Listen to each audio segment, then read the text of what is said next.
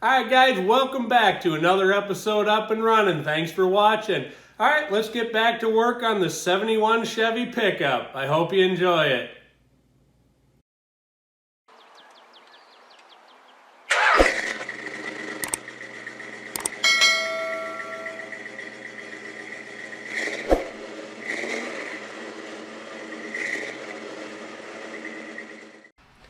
Alright, so we're going to put a new steering wheel on this truck. This is from a 1970s, like a later 70s Chevy truck. So we got a correct steering wheel and we're going to make the horn work.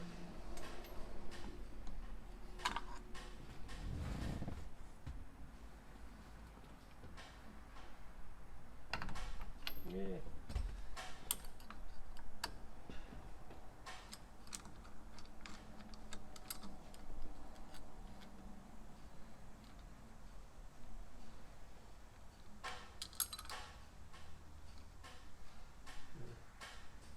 The stuff's all broken in here anyway, it would never work.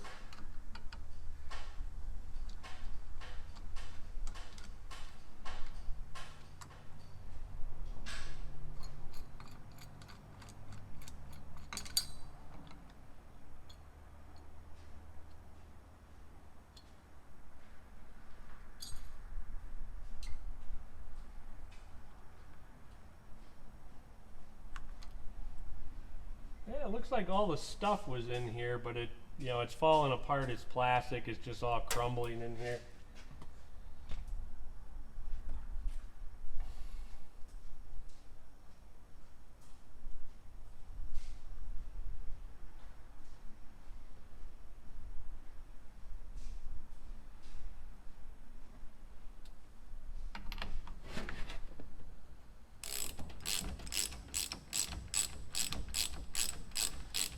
Hopefully I can get this without a steering wheel puller.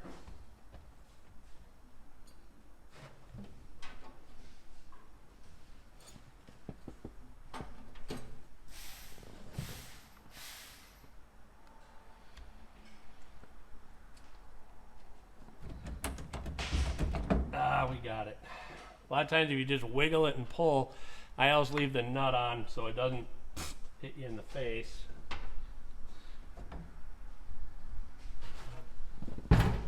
Ugh, nice and sticky. Bah.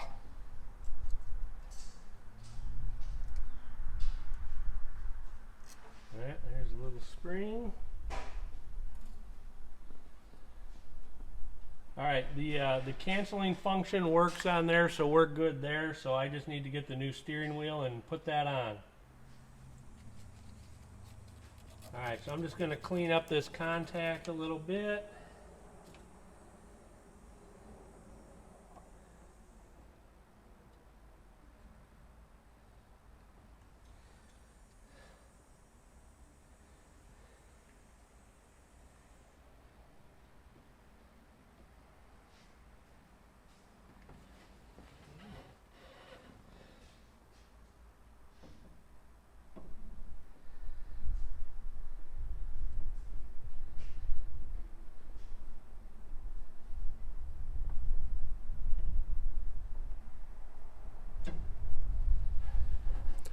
Okay, so I ran into a little snafu here that I realized. I didn't know what was wrong, but it seemed like the shaft was too far down into the steering column.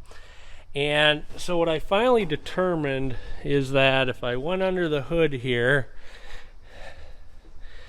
and looked at the steering column right in here, that was down out of the that piece of steel right there. It was, the steering shaft was too far down. So when I shoved that back up, the bearing that was on the end of the steering column up here, like right down in the center here, was too far out. And so I found a socket and I tapped that back down into place. And so now I have more steering column sticking out, and that makes the steering wheel lock onto the spline a lot better. That other one was just barely hanging on. I think it's been that way a long time. So hopefully we got that sorted out now and we can continue on.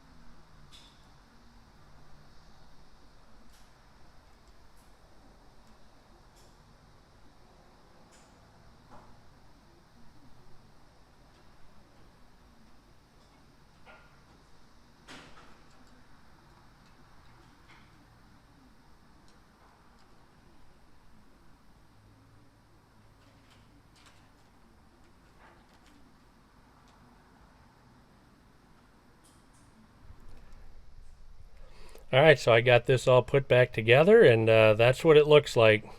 The horn still does not work, so I've still got to figure that out, but we'll get that done as well.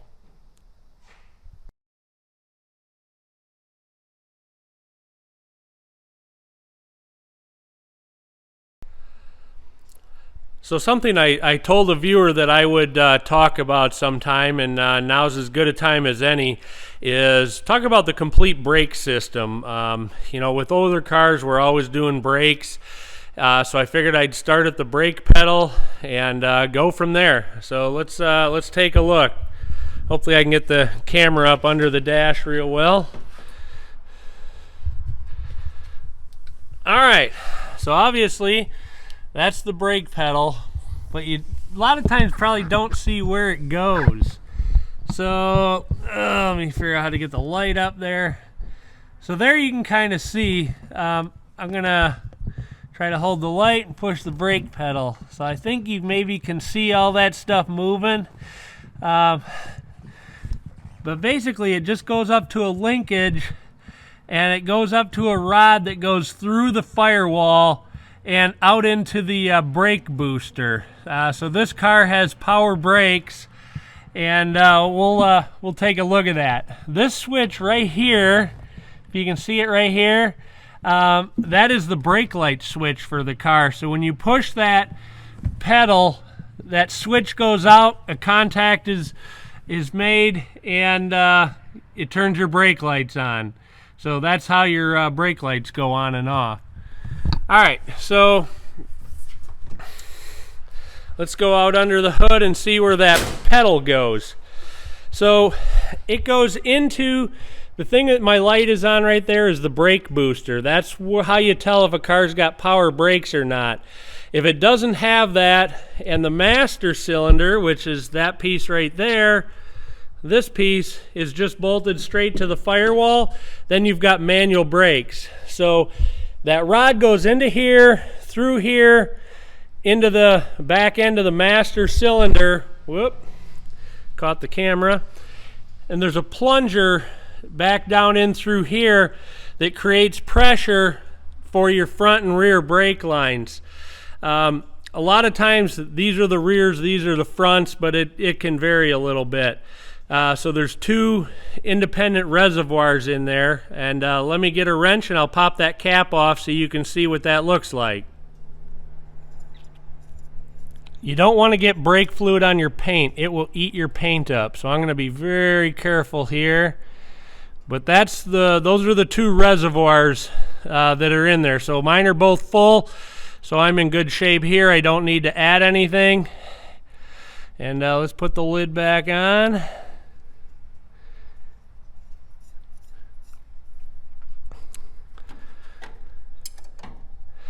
The big thing about brake systems is you cannot get air in the system. You definitely, if you get air in the system, air is a fluid, but it compresses way more than an actual like liquid like you're used to seeing, and it will give you a real spongy brake pedal, or it may not even allow your car to stop. So anyway, these brake lines go down through a lot of times a proportioning valve. It's basically just a little block. You can't really see anything. It's just a square metal block, and that will decide how much brake force goes to the rear brakes and how much brake force goes to the front brakes. Your vehicle does way more braking with the front brakes than it does the rear brakes, because when you start to apply brakes, all your weight goes forward. You got the engine on the front of the car, over that front axle, so it takes a lot more braking force to the front. So let's throw this up in the air and take a look at underneath. Okay, so we were talking about the proportioning block. That's it right there. You see that loop in the brake line, and that goes into a vertical block right there. That's the proportioning valve for this car. So some of the lines go to the front of the car, and some of them go to the rear of the car out of there. And the front ones come up through this rubber hose and out to the wheel, And then I'll show you on the other side, one runs across the firewall and goes over to this wheel. And then there is a bleeder. I figure out how to get the camera up in there so you can see it. Right there, there's a little bleeder screw. It's kind of dirty on this car. Now I'm losing focus. There it is. There's one on each wheel. There it is right in the center. And that's how you get the air out. You have somebody push the pedal, or you use a suction device on that and draw the air out of the car. They either push the pedal when you open that, or you put a vacuum on it. Alright, so anyway, let's head to the back of the car. So from the proportioning valve, then you get a line right here. This line runs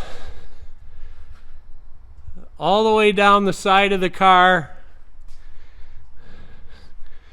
In this case, it goes up here, over the frame, into this, switch around, the rubber hose right here, and then it goes into another little block on the top of the axle right there, and then one line goes out to each wheel, and you can see then there's a bleeder on the top.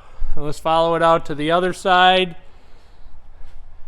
and again then there's a bleeder on the top. The bleeder should always be at the top of either the wheel cylinder or the calipers if you have like a disc brake car. But that's how the fluid gets to the back. So let's pop a wheel off and see what's in there.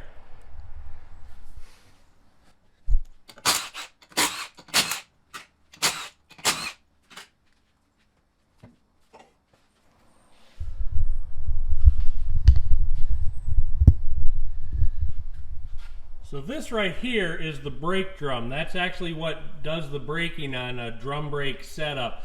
Tons and tons of old cars have these. A lot of them are even four-wheel drum brakes. So let me just go ahead and slide this off. You just wiggle it, pull it. I'm going to set the camera down. Okay. All right, so if we continue in here, that right there is called a wheel cylinder, and that's what actually does the braking.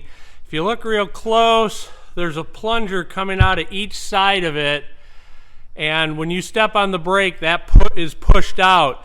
Those springs are for the return, and then that bar right there with the spring on the end of it, it goes all the way over, that's for your emergency brake setup. This spring and that spring basically just hold the shoes in place. And then down here is your adjuster. That adjusts open and closed where, how much tension there is on the brakes. If you get too much travel in here, you get a pedal that moves a long way. Now this particular car has a manual adjustment. It's not automatic. It was an option on this car, but they did not get it. So you actually have to come in here every once in a while and turn that little star wheel. Let me turn the side so you can kind of see the star wheel. And you actually have to turn that to adjust your brakes. It doesn't need to be done real often, maybe like every 10,000 miles or something like that, but it's one of the things that's nice about automatic adjusting brakes. Typically there is, if you see back here, there's a couple of little windows right there that have a rubber plug in them. You can actually get in through there to adjust that star wheel without taking the brakes apart. Basically on this car, this is a four-wheel drum brake car, so the fronts are basically the same. It just doesn't have the emergency brake stuff in it. You do have to take the bearings all apart to get the front drum off on this car. I'm going to show you something a little interesting about Dodges, and actually there's other cars as well. If you remember growing up when you were learning about nuts and bolts and things, they always said righty-tighty, lefty-loosey. On the driver's side of this car, it's righty-loosey, lefty-tighty. They are left-hand threads on the driver's side of a lot of the Mopars, and there were, a bunch of other cars through the 50s and 60s that had that as well. So if you ever run into that where you can't get a wheel off on the driver's side, you may just give the other rotation a try. That may be your answer. Okay, so while I was down below, I did mention an emergency brake. So of course that is your emergency brake pedal, and then of course the brake release, and then up in there, it's really hard to see, but there's a mechanism in which a cable goes up through the floor and then down to the underside of the car. So I'm going to go underneath there and take a look at that and show you that.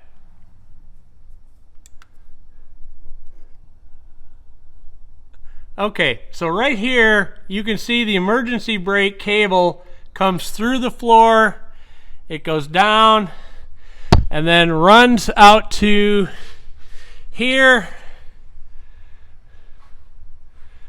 and then it goes into this little guy, and you can see it splits into two cables at this point.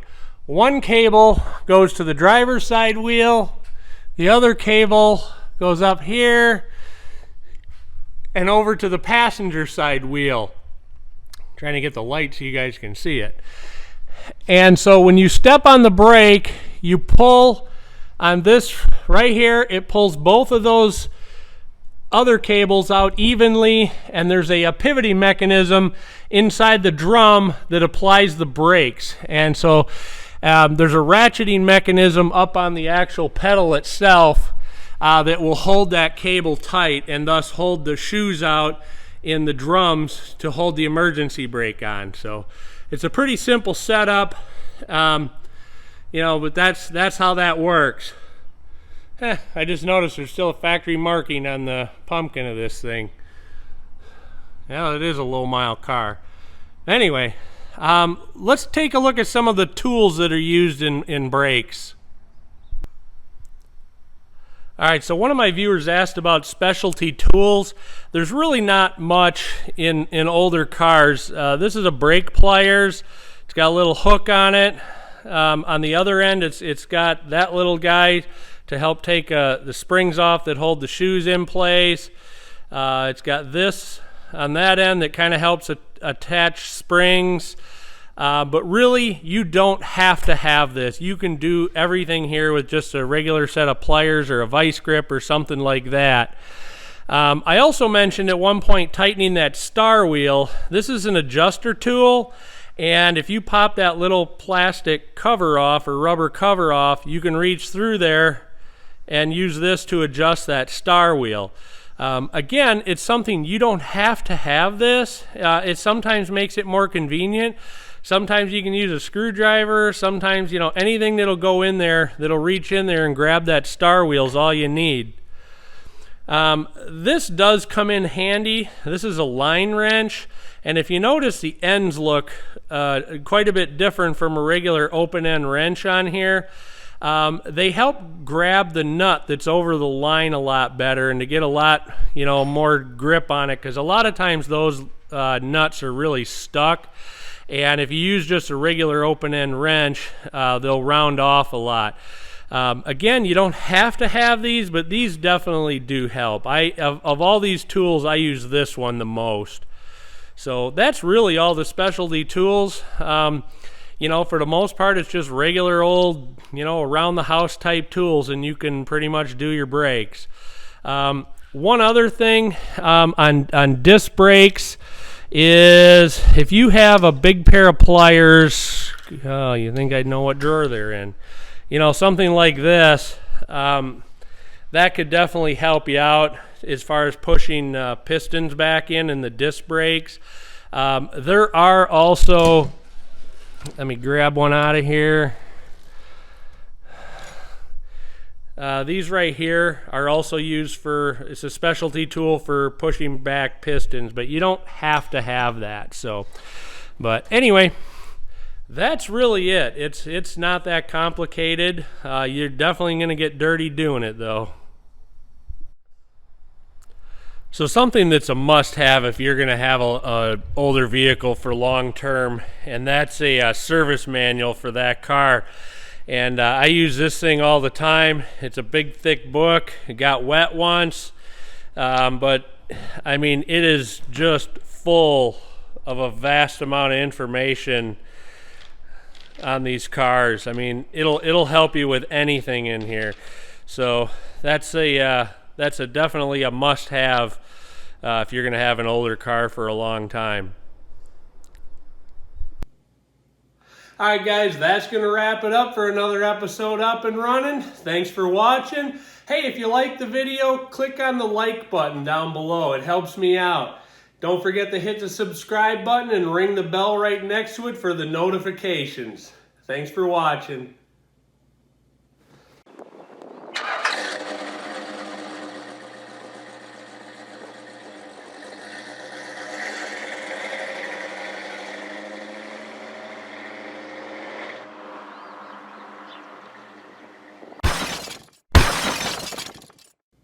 Alright guys, welcome back to another episode Up and Running. Thanks for watching. Alright, let's get back to work on that old shit. Don't want